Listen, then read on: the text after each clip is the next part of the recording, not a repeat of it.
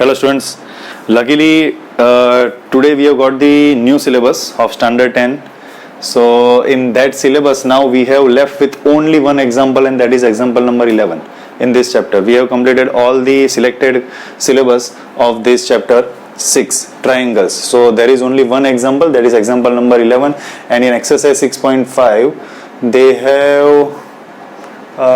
selected only one question, that is question number 17, which we are going to solve after this. Okay, so આજે આપણું આ chapter પતી જશે, because એનું reason એ છે કે આજે જ નવો સિલેબસ ગુજરાત સરકારે આપણને આપેલો છે, અને એ સિલેબસ પ્રમાણે તમારી પાસે બી સિલેબસ આવેલું જ હશે પીડીએફ ફાઇલ, તો એમાં તમે ચેક કરશો તો આ ચેપ્ટરમાં આપણે ઘણું બધું વધારાનું બી કરાવી દીધું છે.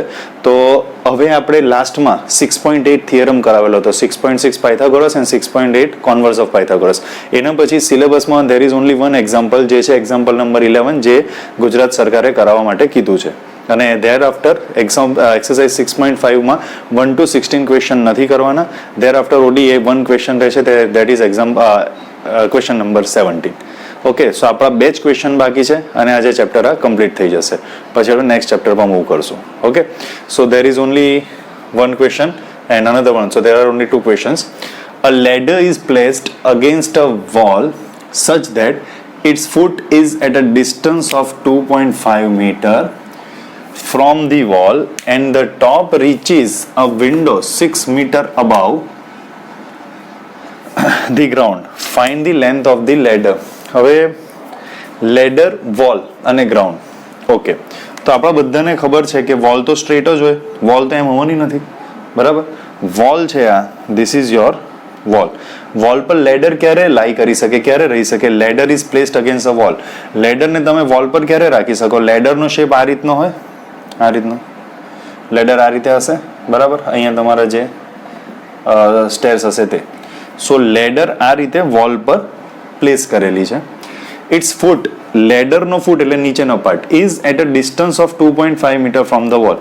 વોલથી આ ફૂટનું ડિસ્ટન્સ એટલે અહીંયાથી આ distance, that is 2.5 meter, and the top reaches a window. અને આ જે લેડર છે એનો ટોપ reaches a window, અહીંયા વિન્ડો પર રીચ કરે છે, which is 6 meter above the ground. આ ગ્રાઉન્ડથી, આ તમારું વોલ છે તો વોલનો આ ગ્રાઉન્ડ થઈ ગયું. ગ્રાઉન્ડથી લેડરના ફૂટનું ડિસ્ટન્સ 2.5 મીટર, અને ગ્રાઉન્ડથી આ ડિસ્ટન્સ ટોપનું, જ્યાં તમારું ટોપ છે, that is 6 meter. Okay, simple છે. અને એ નામ આપી દઉં, અને બી અને C. Find the length of the ladder. તો લેડર એસી ની લેન્થ ફાઇન્ડ કરવાની છે. Here we need to find AC, which is length of ladder. Okay, હવે તમને આઈડિયા આવી ગયો, ઇઝી ક્વેશ્ચન છે. આ રીતે હશે સ્ટેર્સ, આપણે staircase, ladder I mean ladder તો હંમેશા આ રીતે જ હશે. એ વોલ પર લાઈ કરે છે, વોલ પર પ્લેસ છે. આ તમારું ગ્રાઉન્ડ છે. હવે આ વોલથી આ ફૂટનું ડિસ્ટન્સ, વોલ તો સ્ટ્રેટ જ હોય છે એટલે અહીંયાથી આ ડિસ્ટન્સ, દેટ ઇઝ 2.5 મીટર, અને અહીંયાથી આ ગ્રાઉન્ડથી જે આનો ટોપ છે, લેડરનું ટોપ, એનું ડિસ્ટન્સ 6 મીટર. તો સિમ્પલ, તમે તમારા ઘરની વોલ જોજો, આજે જ જોઈ લેજો. ઘરની વોલ તમારું જે ટાઇલ્સ છે નીચેની સાથે પરપેન્ડિક્યુલર હોય, બરાબર. એટલે તમે જ્યાં ઊભા છો એ ગ્રાઉન્ડ સાથે પરપેન્ડિક્યુલર હશે, તો ઓબ્વિયસલી વોલ એ આ ગ્રાઉન્ડ સાથે 90 ડિગ્રી કરશે. તો હવે પાયથાગોરસ શું કહે છે કે in a right angle triangle, converse નહીં, પાયથાગોરસ, કોન્વર્સ ઓફ પાયથાગોરસ નહીં, પાયથાગોરસ થિયરમ, કે in a right angle triangle, બરાબર, square of the hypotenuse is equal to the sum of the square is equal to the sum of the square of the other two side. Okay, તો hypotenuse કઈ થશે? This is your hypotenuse, આ 90 degree છે B. So here in triangle ABC, sum of the square of the side is equal to the square of the hypotenuse. તો side કઈ છે? AB અને BC, એનો સ્ક્વેર, એને હું પ્લસ કરું તો એ કોના જેટલો થશે? હાઇપોટેન્યુસ જેવો. This is what we have learned in the last video lecture. In Pythagoras theorem. Pythagoras theorem શું કે, જો બીજી રીતે એને કહું, 90 ડિગ્રી બનાવતી જે બે સાઈડ હોય ને, આ 90 ડિગ્રી બને છે અહીંયા, તો 90 ડિગ્રી બનાવતી બે સાઈડ કઈ, AB અને BC, એનો સ્ક્વેર કરીને જો પ્લસ કરીએ ને તો એ હાઇપોટેનિયસના સ્ક્વેર જેટલો થશે. સિમ્પલ. તો હવે આપણને એ જ જોઈએ છે AC. AB કેટલું છે 6, તો 6 સ્ક્વેર પ્લસ આ BC કેટલું છે 2.5 square is equal to AC square. 6 square 36. 2.5 square માટે ગભરાવાનું નથી. 2.5 એટલે 25/10 એનો સ્ક્વેર એટલે 25/10 ઇન્ટુ 25/10. 25 into 25 625 upon 10 10 100. તો આ કેટલું થશે 6.25 is equal to AC square. Now એક્ઝામમાં ફિગર ડ્રો કરજો, સારું લાગશે. 36 પ્લસ 6.25 નો ગમે તેમ આન્સર લીધા. 36 માં પોઈન્ટ પછી કઈ નથી એટલે પોઈન્ટ પછી 00 કહેવાશે. 6.25 તો પોઈન્ટ પછી 25 પહેલા લખવાનું ને એની આગળ 6 52 અહીંયા પોઈન્ટ 21 42.25. તો હવે તમારું AC સ્ક્વેર કેટલું થશે, that is 42.25. હવે અહીંયા ક્વેશ્ચન એ છે કે 42.25 કોનો સ્ક્વેર છે, તો 42.25 ને 4225 upon 100 લખાશે. ઓકે, પાછળ 25 હોય ને તો એ કોઈક ને કોઈકનો સ્ક્વેર હોય. સમજાવું છું. 5 સ્ક્વેર કેટલું થાય 25. 15 સ્ક્વેર કેટલું થાય 5 સ્ક્વેર 25. આગળ 1 છે તો 1 પછી 2 આવે, 1 2 ઝા 2. 25 સ્ક્વેર કેટલું થાય 5 સ્ક્વેર 25. પાછળ આ 2 છે આગળ તો 2 પછી 3 આવે, 2 3 ઝા 6. 35 સ્ક્વેર કેટલું થાય 5 સ્ક્વેર 25. 3 પછી 4 આવે, 3 4 ઝા 12. 45 સ્ક્વેર કેટલું થાય પાછળનું 5 સ્ક્વેર 25. 4 છે, 4 પછી 5 આવે, 4 5 ઝા 20. 55 સ્ક્વેર કેટલું થાય આ 5 સ્ક્વેર 25. 5 પછી 6 આવે, 5 6 ઝા 30. 65 સ્ક્વેર કેટલું થાય પાછળ 5 સ્ક્વેર 25. આગળ 6 છે તો 6 પછી 7 આવે, 6 7 ઝા 42. થઈ ગયું. તો 4225 કોનો સ્ક્વેર છે 65 નો. હવે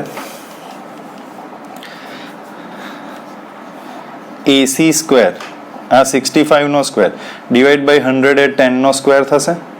સ્ક્વેર સ્ક્વેર કટ તો 65/10 6.5 અને મીટરમાં કીધું છે એટલે મીટર. ખાલી ફાઇનલ આન્સર તમારે લખવાનો છે. So length of ladder is 6.5 metre. Most important question છે, મેક્સિમમ ટાઈમ બોર્ડ્સમાં પૂછાયેલો છે. ઓકે, સો ઇઝી ક્વેશ્ચન છે, આઈડિયા આવી ગઈ. So now last question, that is exercise 6.5 17th question, અને then આપણો ચેપ્ટર કમ્પ્લીટ થાય છે.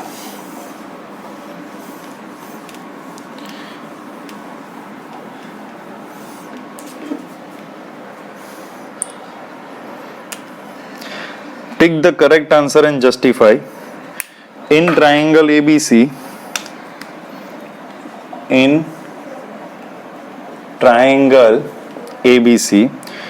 AB 6√3,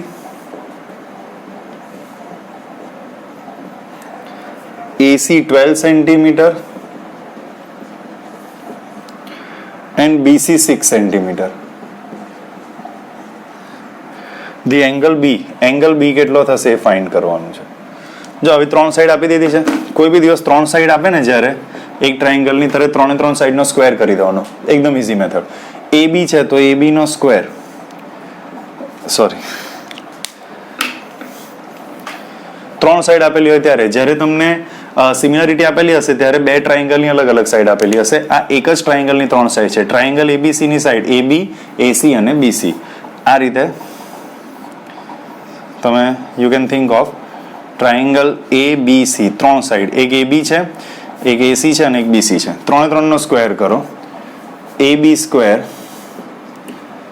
6√3 square. હવે શોધતા આવડવું જોઈએ, આ ઘણી વાર શીખવાડેલું છે. 6 સ્ક્વેર 6 6 ઝા 36 અને √3 સ્ક્વેર 3. રૂટનો સ્ક્વેર હોય તો રૂટ નીકળી જાય. 36 3 ઝા 108.